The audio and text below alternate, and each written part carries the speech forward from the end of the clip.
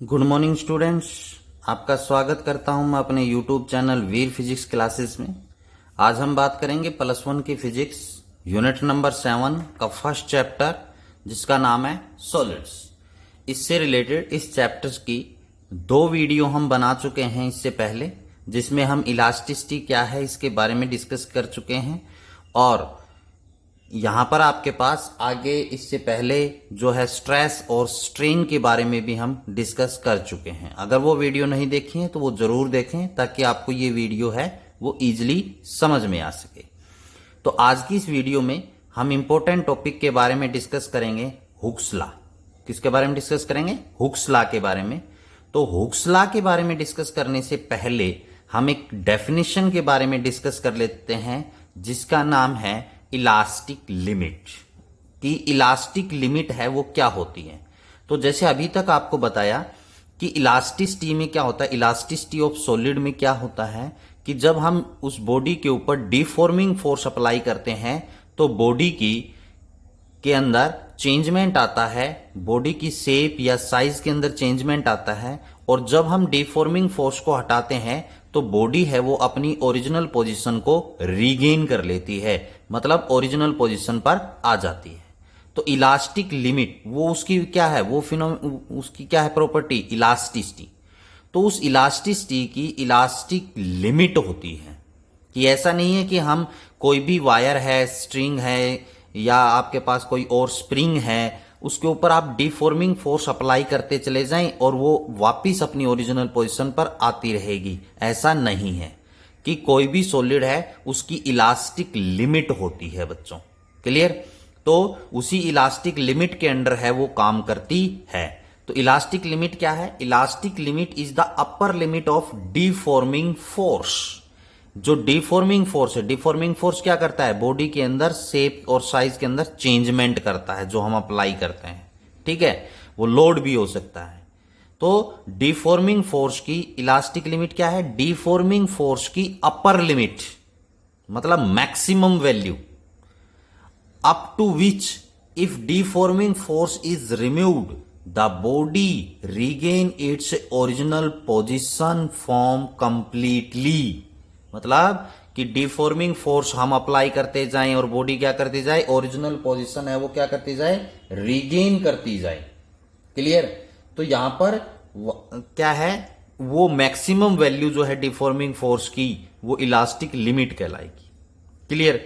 कह रहा है बियॉन्ड विच, किसके विच, बियॉन्ड विच मतलब उसके आगे।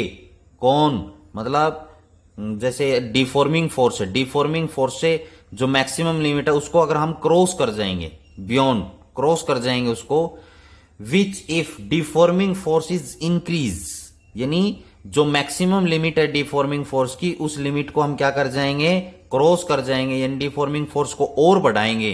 The body losses it's property, यानी वो बॉडी है वो अपनी प्रॉपर्टी को क्या कर देगी, लॉस कर देगी। मतलब वो बॉडी है वो अपनी ओरिजिनल पोजीशन है वो रीगेन नहीं कर पाएगी। The elasticity and gets permanently deformed, और वो बॉडी है वो परमानेंटली क्या हो जाएगी, डिफॉर्म हो जाएगी। मतलब परमानेंटली उसके अंदर चेंजमेंट आ जाएगा, वह अपनी ओरिजिनल पोजीशन को रीगेन नहीं कर पाएगी। तो वो मैक्सिमम, वो अपर लिमिट डिफॉर्मिंग फोर्स की वो इलास्टिक लिमिट कहलाती है। क्लियर? तो जैसे स्प्रिंग है, स्प्रिंग की भी क्या है, इलास्टिक लिमिट होती है कि कितनी बार कितना लोड है वो ले पाती है। क्लियर? जैसे आप लोगों ने देखा होगा कि वेट करने के लिए स्प्रिंग वाला बैलेंस आता है, ठीक है, उसके नीचे आप लोड अप्लाई करते हैं, स्प्रिंग के अंदर क्या आता है, एक्सटेंशन आता है। तो वहां पर भी क्या रहती है, उसकी लिमिट रहती है कि भैया 5 kg आप इस पे डाल सकते हैं वेट, या 2 kg है या 3 kg है, कितना आप उसके ऊपर लोड डाल सकते हैं, वो उसकी क्या है, लिमिट है। डिफॉर्मिंग फोर्स की क्या है, लिमिट। उसके बाद भैया अगर आप आगे और भी ज्यादा लोड आप अप्लाई करेंगे, यानी डिफॉर्मिंग फोर्स अप्लाई करेंगे, तो वो उसके अंदर स्प्रिंग के अंदर परमानेंटली एक्सटेंशन आ जाएगा, परमानेंटली डिफॉर्म आ जाएगा, उसकी इलास्टिक प्रॉपर्टी लूज हो जाएगी। क्लियर? जैसे स्प्रिंग है, स्प्रिंग को आप खींचते रहें लिमिट में, लेकिन ज्यादा खींचेंगे तो क्या होगा, स्प्रिंग है वो वापिस अपनी ओरिजिनल पोजीशन पर नहीं जाएगी। इसलिए बच्चों हर एक सॉलिड की अपनी इलास्टिक लिमिट होती है। क्लियर? लोड अप्लाई करते हैं वो उसकी क्या होती है? लिमिट होती है। तो that upper limit of deforming force is called elastic limit. Clear? यानी जो सॉलिड है वो अपनी इलास्टिक प्रॉपर्टी कब तक दिखाएगा? लिमिट के अंदर दिखाएगा। लिमिट क्रॉस कर दी तो वो अपनी इलास्टिक प्रॉपर्टी नहीं दिखाएगा। क्लियर? जैसे स्ट्रिंग है, स्ट्रिंग के ऊपर आप लोड अप्लाई करेंगे, एक्सटेंशन हो जाएगा। लोड हटाएंगे, स्ट्रिंग है यानी रस्सी है, वो अपनी ओरिजिनल पोजीशन पर आ जाएगी। लेकिन ज्यादा लोड अगर आप डालेंगे तो रस्सी के अंदर परमानेंट एक्सटेंशन भी आ जाएगा और रस्सी टूट भी सकती है, क्योंकि हम उसकी लिमिट को क्रॉस कर रहे हैं। क्लियर? ये थी डेफिनेशन इलास्टिक लिमिट की। इसके बाद हम आते हैं इंपॉर्टेंट टॉपिक जिसका नाम है हुक्स लॉ। हुक्स लॉ क्या कहता है? It states that extension produce in the wire is directly proportional to load applied with in elastic limit. यहां पर इलास्टिक लिमिट यूज हुआ है, इसलिए हमने इस डेफिनेशन को पहले ही डिस्कशन किया है। क्या कहा है हुक्स लॉ ने? कि जो वायर के अंदर एक्सटेंशन होगा वो डायरेक्टली प्रोपोर्शनल टू लोड होगा, यानी जितना ज्यादा लोड होगा एक्सटेंशन उतना ही ज्यादा आएगा, मतलब खिंचाव है उतना ही ज्यादा आएगा। लेकिन with in elastic limit, elastic limit के अंडर है ये हुक्स लॉ। अगर इलास्टिक लिमिट को क्रॉस कर जाते हैं तो हुक्स लॉ ओबे नहीं करता है। तो जैसे मैंने अभी आपको बताया था, स्प्रिंग वेट मेजरमेंट करने के लिए जैसे स्प्रिंग बैलेंस आपने देखा है, नीचे आप हुक में वेट लोड अप्लाई करते हैं तो स्प्रिंग के अंदर क्या आता है? एक्सटेंशन। तो वो वहां पर बता देती है कि भैया इसमें कितना वजन है। क्लियर? तो वो क्या हुआ है? स्प्रिंग के अंदर एक्सटेंशन हुआ है, खिंचाव हुआ है। तो वो स्प्रिंग बैलेंस जो है वो हुक्स लॉ के ऊपर ही काम करता है। तो वायर के अंदर एक्सटेंशन उतना ही आएगा जितना क्या होगा बच्चों? लोड होगा। क्लियर? तो यहां पर आपके पास क्या है? विद इन इलास्टिक लिमिट, इस चीज का ध्यान रखना है। तो यानी यहां पर आपके पास क्या है?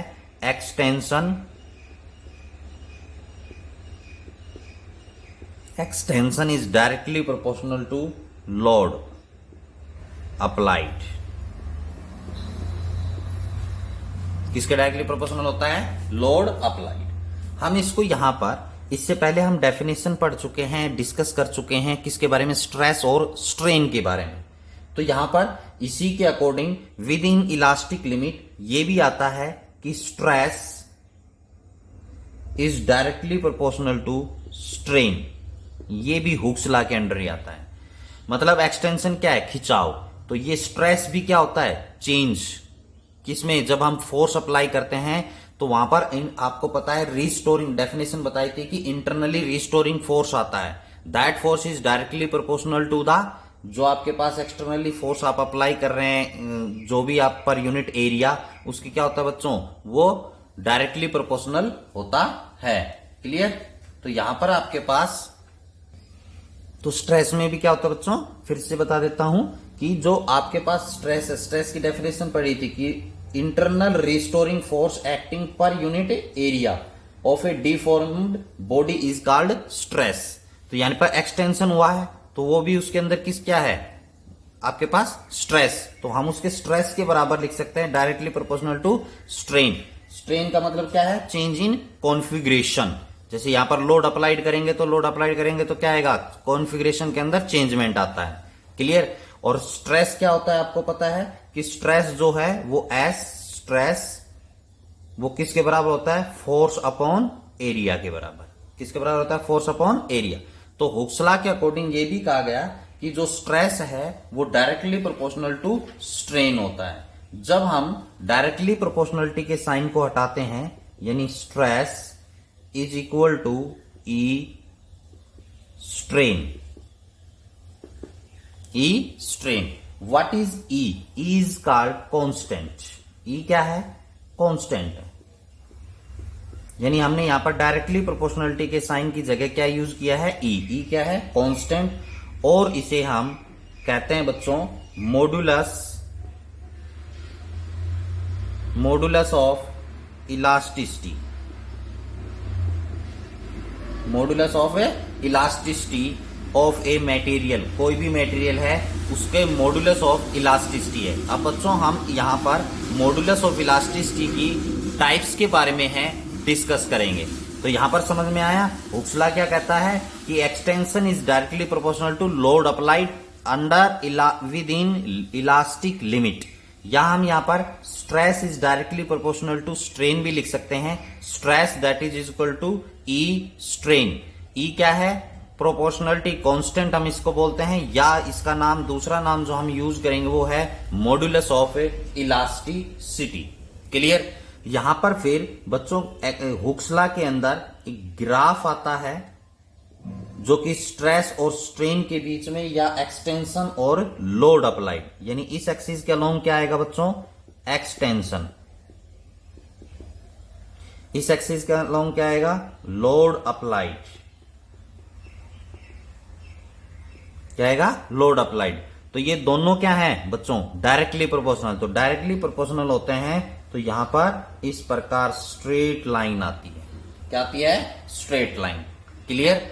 तो ये ग्राफ है, ये डेफिनेशन आपके पास है हुक्स लॉ की, और यहां से हमारे पास एक नई चीज निकल के आया, नया पॉइंट निकल के आया।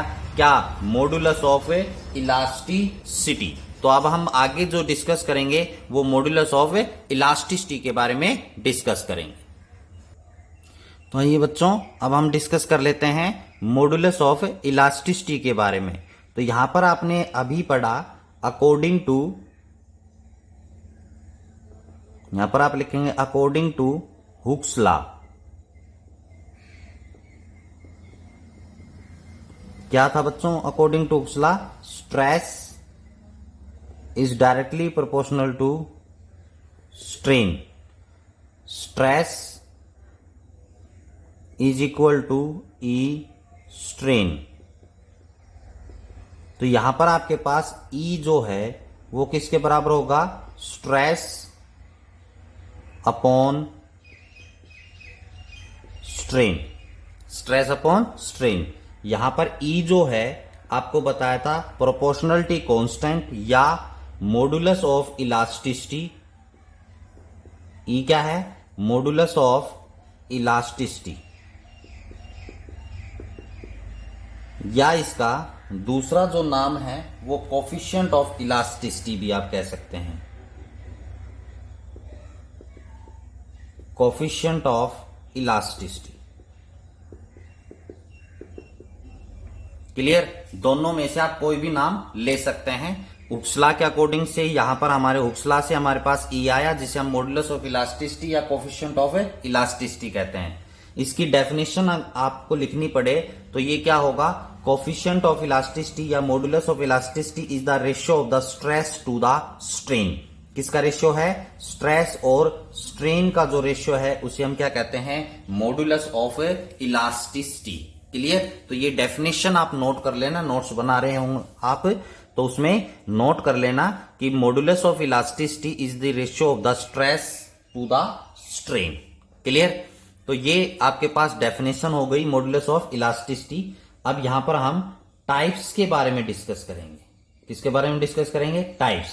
यानी जो मॉड्यूलस ऑफ इलास्टिसिटी है उसकी कितनी टाइप्स होती हैं। तो बच्चों सबसे पहले जो हमारे पास टाइप्स आती है वो आती है यंग्स मॉड्यूलस। तो बच्चों आइए हम फर्स्ट मॉड्यूलस ऑफ इलास्टिसिटी के बारे में बात करते हैं टाइप्स की, जिसका नाम क्या है? Young's modulus of elasticity. ठीक है? तो यंग्स मॉड्यूलस ऑफ इलास्टिसिटी। तो बच्चों एक बात ध्यान में रखनी है कि यहां पर जो मॉड्यूलस ऑफ इलास्टिसिटी है वो स्ट्रेस अपॉन स्ट्रेन है। तो इसकी टाइप्स के आएंगी, उनकी जो डेफिनेशन है वो भी स्ट्रेस अपॉन स्ट्रेन के हिसाब से ही आएगी कि स्ट्रेस की टाइप हो जाएगी और स्ट्रेन की टाइप हो जाएगी। क्लियर? तो यहां पर रेशियो क्या रहेगा? स्ट्रेस अपॉन स्ट्रेन ही रहेगा, लेकिन टाइप्स हो जाएंगे। जैसे स्ट्रेस की अलग अलग टाइप्स आपने पढ़ी थी। क्लियर? नॉर्मल स्ट्रेस जो है आपके पास, टेंजेंशियल स्ट्रेस जो है, कंप्रेसिव है, हाइड्रोलिक है, शेयरिंग स्ट्रेस है। इसी प्रकार जैसे स्ट्रेन है, स्ट्रेन की आपने पढ़ी हुई है, लॉन्गिट्यूडनल है, वॉल्यूमेट्रिक है, शेयरिंग है। तो ये टाइप्स हैं वो आ जाएंगी। क्लियर?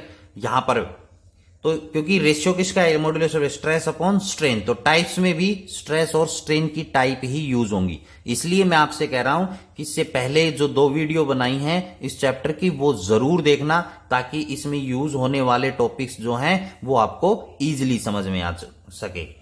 तो यंग्स मॉड्यूलस ऑफ इलास्टिसिटी क्या होता है कि it is defined as the ratio of normal stress, किसके का रेशियो होता है, नॉर्मल स्ट्रेस, जैसे अभी आपको पता है स्ट्रेस अपॉन स्ट्रेन, तो यहां पर यंग्स में क्या हो जाएगा, नॉर्मल स्ट्रेस रहेगा, स्ट्रेस ऊपर, normal stress to the longitudinal strain with in elastic limit. जैसे आपको हुक्सला बताया है, उसमें क्या होता है, इलास्टिक लिमिट के अंडर रहना है। ये सब बातें हैं वो किसके अंडर है, इलास्टिक लिमिट। अगर आप इलास्टिक लिमिट को क्रॉस कर देंगे तो ये हुक्सला है वो ओबे नहीं करेगा। क्लियर? तो इसलिए इलास्टिक लिमिट लिखना जरूरी है। तो यहां पर यंग्स मॉड्यूलस को बच्चों वाई से डिनोट किया जाता है, कैपिटल वाई से, और ये होता है normal stress upon longitudinal strain. तो जैसे नॉर्मल स्ट्रेस के भी हमने टाइप्स पढ़े थे, क्या क्या, वो लॉन्गिट्यूड लेंथ के अकॉर्डिंग चेंज हुआ था, एक्सटेंशन था, कंप्रेसिव था, हाइड्रोलिक था। तो ये सभी क्या है, नॉर्मली स्ट्रेस के टाइप्स थे। तो Young's modulus normal stress upon longitudinal strain. तो लॉन्गिट्यूडनल स्ट्रेन में क्या होता है, लेंथ के अकॉर्डिंग चेंजमेंट आता है। क्लियर?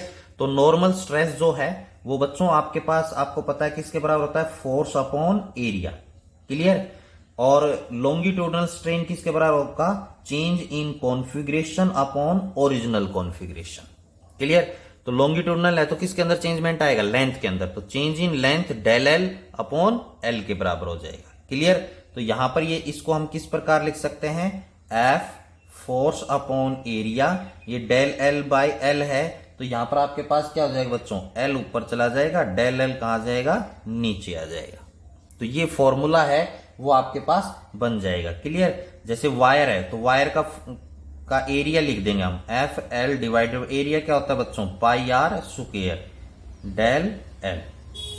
तो ये फॉर्मूला बन गया किसका, यंग्स मॉड्यूलस ऑफ इलास्टिसिटी का। रही बात यंग्स मॉड्यूलस ऑफ इलास्टिसिटी की यूनिट, तो यूनिट जो है वो बच्चों न्यूटन पर मीटर स्क्वायर ही रहेगी, क्योंकि यहां पर भी आप देख रहे हैं फोर्स अपॉन एरिया है, फोर्स अपॉन एरिया, लेंथ से लेंथ क्या हो जाएगी, कैंसिल यूनिट के अंडर। ठीक है? क्योंकि लेंथ एल की यूनिट भी क्या आएगी, metre, del L change in length भी यूनिट क्या आएगी, मीटर, तो ये कैंसिल हो जाएगा। तो इसकी यूनिट क्या बचेगी आपके पास, न्यूटन पर मीटर स्क्वायर, ये सीजीएस यूनिट है। और अगर हम एस आई, सॉरी ये कौन सी यूनिट है, एस आई यूनिट, सॉरी गलती से निकल गया, एस आई यूनिट है। और सीजीएस यूनिट किसके बराबर होगी, डायन पर सेंटीमीटर स्क्वायर के बराबर होगी, जो कि आपको स्ट्रेस में बताया था। क्लियर? तो ये आपके पास क्या है, यंग्स मॉड्यूलस ऑफ इलास्टिसिटी। अब ध्यान देना है यहां पर कि जिस भी सॉलिड का यंग्स मॉड्यूलस ज्यादा होगा उसकी इलास्टिसिटी उतनी ही ज्यादा होगी।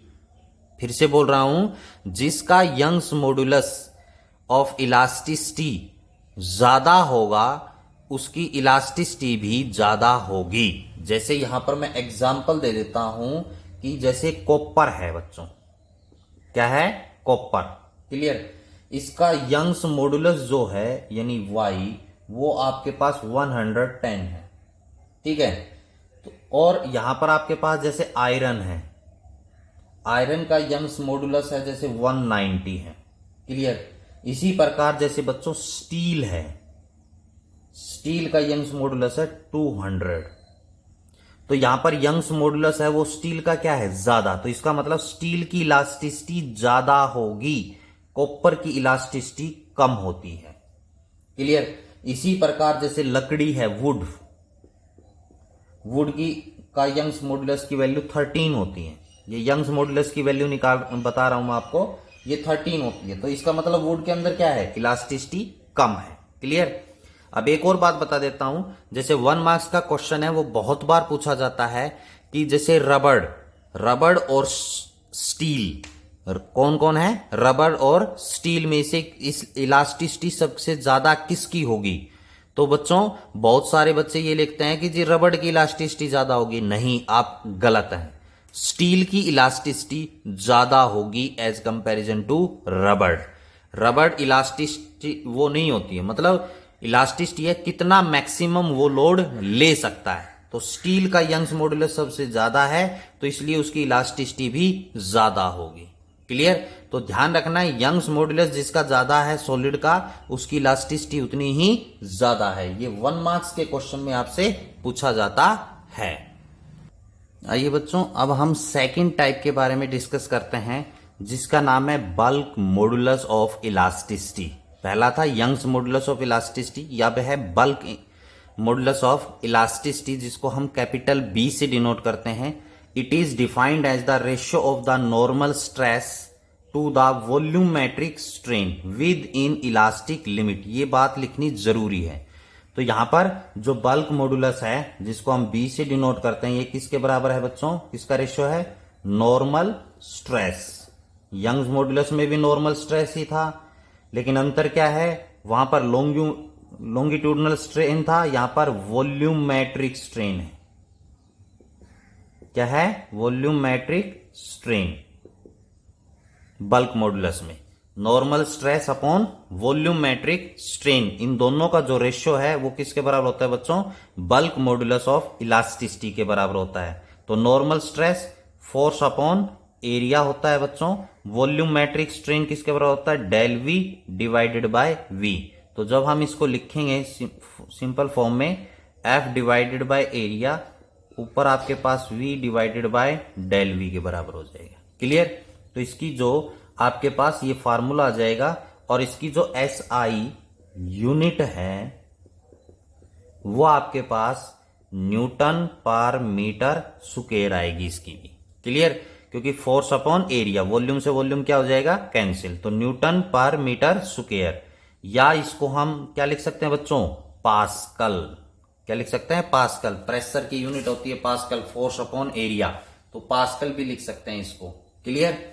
अब बच्चों, जो बल्क मॉडुलस ऑफ इलास्टिसिटी है, इसका रेसिप्रोकल जो होता है वो होता है कंप्रेसिबिलिटी। क्या होती है? कंप्रेसिबिलिटी।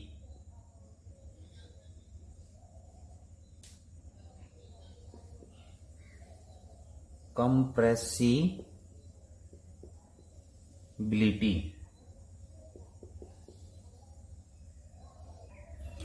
रेसिप्रोकल क्या है? कंप्रेसिबिलिटी, जिसको हम के से डिनोट करते हैं बच्चों। It is reciprocal to bulk modulus of elasticity, यानी जो बल्क मॉडुलस ऑफ इलास्टिसिटी है बी, इसके क्या होता है बच्चों? रेसिप्रोकल होता है, यानी के जो है वो रेसिप्रोकल होगा bulk modulus of elasticity. Clear? ये क्या है? कंप्रेसिबिलिटी। मतलब बल्क मॉडुलस ऑफ इलास्टिसिटी ज्यादा होगा तो कंप्रेसिबिलिटी कम होगी। कंप्रेसिबिलिटी मतलब दबाव जो है, दबाते हैं तो वो उसके अंदर क्या जाता है? शेप के अंदर चेंजमेंट। तो बल्क मॉडुलस ज्यादा है तो कंप्रेसिबिलिटी क्या होगी? कम होगी। और अगर बल्क मॉडुलस कम है तो कंप्रेसिबिलिटी क्या होगी? ज्यादा। क्लियर? तो ये दोनों हैं वो क्या होते हैं बच्चों? रेसिप्रोकल होते हैं। तो कंप्रेसिबिलिटी की SI यूनिट जो है वो क्या हो जाएगी? इससे रेसिप्रोकल, मतलब उल्टी हो जाएगी। क्या हो जाएगी आपके पास? Newton -1 metre square. Clear?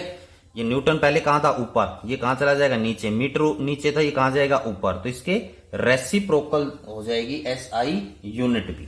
Clear? तो ये compressive bulk modulus of elasticity, जो कि नॉर्मल स्ट्रेस अपॉन स्ट्रेन के बराबर, वॉल्यूमेट्रिक स्ट्रेन के बराबर होती है। तो यहां से इसकी SI यूनिट बताई। और कंप्रेसिबिलिटी जो है वो बल्क मॉडुलस की क्या होती है बच्चों? रेसिप्रोकल होती है। तो बल्क मॉडुलस जितना ज्यादा होगा कंप्रेसिबिलिटी उतनी ही कम होगी उसकी। क्लियर? तो ये था हमारे पास सेकंड टाइप है मॉडुलस ऑफ इलास्टिसिटी के बारे में। आइए बच्चों, अब हम थर्ड टाइप्स के बारे में डिस्कस करते हैं, जो कि है मॉडुलस ऑफ रिजिडिटी, जिसको हम या इसका दूसरा नाम है शेयर मॉडुलस ऑफ इलास्टिसिटी। दोनों में से आप कोई भी नाम आप इसके थर्ड टाइप्स है उसके बारे में हम लिख सकते हैं। तो ये आप देख रहे हैं तीनों टाइप्स जो हैं वो स्ट्रेस और स्ट्रेन की टाइप्स के ऊपर ही डिपेंड कर रहे हैं। क्लियर? क्योंकि जो रेशियो है मॉडुलस ऑफ इलास्टिसिटी का वो क्या है कि स्ट्रेस अपॉन स्ट्रेन है, जो कि स्टार्टिंग में आपको बताया। तो ये इन्हीं के रेशियो, इन्हीं की टाइप्स के ऊपर डिपेंड करते हैं। तो यहां पर मॉडुलस ऑफ रिजिडिटी या शेयर मॉडुलस ऑफ इलास्टिसिटी, जिसको हम कैपिटल जी से डिनोट करते हैं, क्या है? It is defined as the ratio of the tangential stress. Tangential stress का मतलब जो टेंजेंशियली फोर्स लगता है, clear, to the shearing strain in elastic limit. तो इन दोनों का जो रेशियो है वो क्या कहलाता है? मॉडुलस ऑफ रिजिडिटी, जिसको जी से डिनोट करते हैं tangential stress upon sharing strain. तो टेंजेंशियल स्ट्रेस किसके बराबर होता है? Force upon area. और शेयरिंग स्ट्रेन अगर आपको ध्यान हो तो उसको हम थीटा से डिनोट करते हैं, क्लियर। तो यहां पर एफ फोर्स अपॉन एरिया, यहां भी थीटा की जगह क्या जाएगा बच्चों? Del L upon L, clear. तो यहां पर आपके पास फोर्स अपॉन एरिया और यहां पर L divided by del L. तो इसकी एस आई यूनिट है, इसकी भी वही आएगी, क्या? न्यूटन पर मीटर स्क्वायर, न्यूटन पर मीटर स्क्वायर, क्लियर। तो जैसे मैं आपको एक बार ध्यान दिला देता हूं शेयरिंग वाला, कि इस प्रकार हमने कोई भी बॉडी ली थी, सॉलिड बॉडी, जिसका ये बेस जो है वो हमने क्या किया था? फिक्स्ड किया था, क्लियर। तो टेंजेंशियली फोर्स मतलब इस प्रकार हम यहां पर फोर्स लगाएंगे, तो यहां पर आपके पास इसके अंदर, इसकी शेप के अंदर चेंजमेंट आ जाता है। क्या जाता है? शेप जो है उसके अंदर चेंजमेंट आ जाता है, मतलब यहां पर। तो ये एक एंगल बनता है थीटा, ये एंगल क्या बनता है? थीटा। तो ये जो चेंजमेंट हुआ लेंथ के अंदर, ये क्या है? डेल एल है। लेंथ के अंदर चेंजमेंट क्या है? डेल एल है। ये टोटल लेंथ कितनी है? एल है, क्लियर। तो यहां पर टेंजेंशियली स्ट्रेस भी है और शेयरिंग स्ट्रेन भी है। तो टेंजेंशियली इस प्रकार काम करता है, जो कि टाइप्स में मैंने आपको समझाया हुआ है, स्ट्रेस और स्ट्रेन की टाइप्स में समझाया हुआ है, क्लियर। तो ये 3 टाइप्स थी मॉडुलस ऑफ इलास्टिसिटी की, जिसके बारे में हमने आज के डिस्कस किया, क्लियर, जो कि टोटली डिपेंड करती है स्ट्रेस और स्ट्रेन के अंदर। अगर मेरी वीडियो पसंद आई हो तो लाइक जरूर करें। आज की इस वीडियो में इतना ही। Thank you and have a nice day. फिर मिलते हैं नेक्स्ट वीडियो के साथ, तब तक के लिए गुड बाय।